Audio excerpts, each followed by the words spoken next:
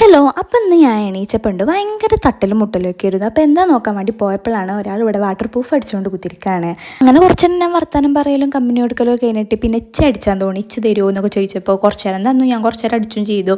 അങ്ങനെ സാലൂന് ജോബിന് പോകണല്ലോ എന്ന് കരുതിയിട്ട് പിന്നെ ഞങ്ങൾ രണ്ടാളും ഇറങ്ങിയിട്ടുണ്ട്. ഫുള്ളാക്കിയിട്ടൊന്നുമില്ല. പിന്നെ ഇതാ ഈ കോണിലാണെങ്കിൽ നമ്മൾ കയറിയതും ഇറങ്ങിയതൊക്കെ ഒരാൾ ഇതൊന്ന് വീണിട്ടുണ്ട് കേട്ടോ. അപ്പോൾ നല്ല പണിയും കിട്ടിയിട്ടുണ്ട്. പിന്നെ ഇതാ ഞങ്ങൾ എന്ത് ചെയ്യാൻ പോയത്, ബ്രഷൊക്കെ ക്ലീൻ ആക്കാൻ പോയി. അതിൻ്റെ ഇടയിൽ ഞാൻ ഫാഷൻ ഫോട്ടോക്കെ ഒന്ന് പഴുത്തോ നോക്കി, പക്ഷെ ഒന്നും പഴുത്തിട്ടൊന്നുമില്ല. പിന്നെ ഇതാ എൻ്റെ മൽബറി മരത്തിൽ ആകെ ഒരു മൽബറി ഉണ്ടാവുള്ളൂ, അത് ഞാൻ മാത്രമേ തിന്നാറുള്ളൂ.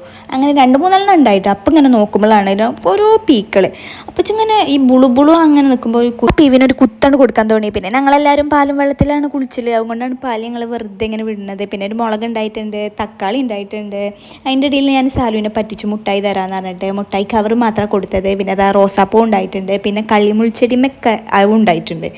അങ്ങനെ നിൽക്കുമ്പോഴാണ് പൂച്ചൂസ് പിന്നെ വന്നിട്ട് ഇങ്ങനെ നോക്കണത്. അപ്പം ഞാൻ അതിന് വീഡിയോ എടുത്തു. പിന്നെ എൻ്റെ കയ്യിലും കുറച്ച്, അപ്പം എന്നോട് സാലു ചോദിച്ചു നമുക്ക് ബാക്കിലൊക്കെ പോയിട്ട് ചെടിയൊന്ന് നോക്കാമെന്ന്. അങ്ങനെ ഇതാ ചെടി നോക്കാൻ പോയി. കുറച്ച് പുല്ല് വളർന്നിട്ടുണ്ട്, അപ്പോൾ പുല്ലൊക്കെ വെട്ടി കൊടുത്തിട്ടുണ്ട്. അതിൻ്റെ ഇടയിൽ ഇച്ചൊന്ന് തരുമോ എന്ന് ചോദിച്ചപ്പോൾ അത് തന്നില്ല. ഇത് വയനാട്ടിൽ നിന്ന് കൊടുന്ന കാപ്പിത്തൈയാണ്.